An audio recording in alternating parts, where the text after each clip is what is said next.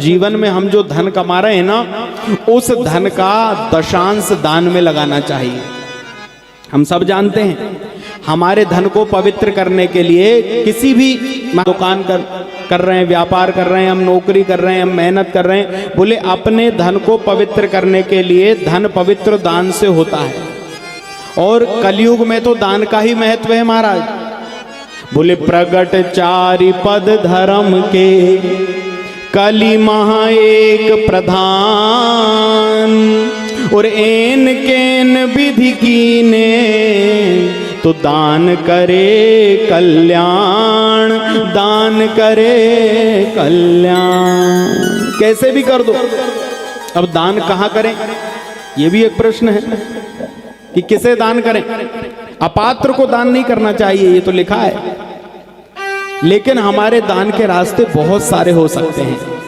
हम किसी मंदिर निर्माण में कर दें, हम यज्ञ किसी गरीब कन्या के विवाह में कर दें, हम किसी रोगी का रोग दूर करने में कर दें, हमारे घर परिवार में हमारा कोई भाई इत्यादि परिवार का कोई व्यक्ति जो बिल्कुल महाराज निर्धन है तो उसके बच्चों को पढ़ा दें, उसके रोग को दूर कर दें। ये सब धर्म के काम हैं। गौ माता की सेवा कर दें, दीनहीन की सहायता कर दें। यदि भगवान ने हमें धनवान बनाया है, भगवान ने हमें दिया है, तो महाराज अपने धन का सदुपयोग धर्म में लगा करके करिए। नहीं तो उस कमाए हुए धन की 3 गति शास्त्रों में बताएं। आपको पता है धन की 3 गति होती हैं।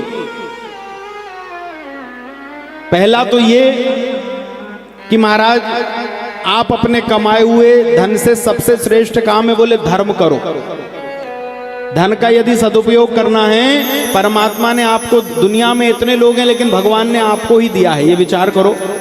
कभी विचार करना कि भगवान ने बाकी महाराज दूसरों को कभी देख के विचार करना कि परमात्मा ने हमें कितनी बड़ी कृपा करके माँ जगदम्बा ने दिया है। बोले पहला उपयोग जिसको मिला है, जो मिला है उसके अनुसार धर्म करें। दूसरा भोग, बोले संसार में हम आए हैं तो सभी प्रकार के सुख हमारे पास में यदि भगवती ने कृपा करी है तो गाड़ी भी ले लो, मकान भी बना लो, अच्छी महाराज भोजन व्यवस्था खाने पीने की सब भोग में भी लगा लो।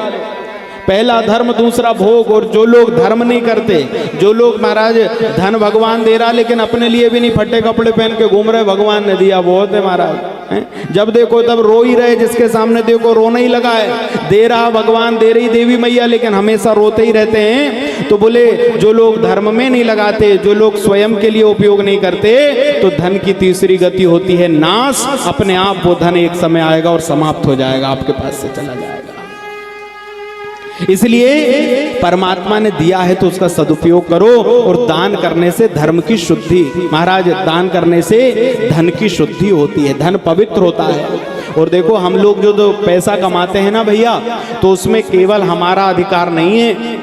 हमारे कमाए हुए धन पर हमारी पत्नी का, बच्चे का, परिवार का, माता पिता, भाई बंधु का, समाज का, हमारे गांव में होने वाले धर्म कर्म का, हमारे गौ माता का, इन सब का अधिकार उस धन में है जो भगवान आपको दे रहा है। यदि आप 100 रुपए कमा रहे हो तो ये मत समझना कि 100 आपके हैं, नहीं। उसमें महाराज 10 रुपया धर्म का भी है, 10 रुपया समाज का भी है, 10 रुपया गौ माता का भी है, 10 रुपया दीनहीन का भी है, और बाकी महाराज आपके घर परिवार के लिए, आपके जीवन के लिए भी है। तो बोले केवल जितना भी धन हम कमाएं, उससे धन की पवित्रता बनाने के लिए दान करना चाहिए। लेकिन दान करना भी सबके बस में नहीं होता महाराज। हाँ, पैसे वाले दुनिया में आपको बहुत लोग मिल जाएंगे, लेकिन पूर्वजों के आशीर्वाद से दान की प्रवृत्ति आती है। पूर्वज पितर जिसके प्रसन्न होते हैं ना, वो दान कर सकता है। नहीं तो पैसा कितने ही आ जाए, दान करना बस में नहीं महाराज। इकट्ठा कर करके सेठ जी चले जाएंगे, लेकिन वो पैसा महाराज अभी सेठ के नाम पे, बाद में दूसरे के नाम पे, फिर तीसरे के नाम पे, नाम बदलाते रहेंगे।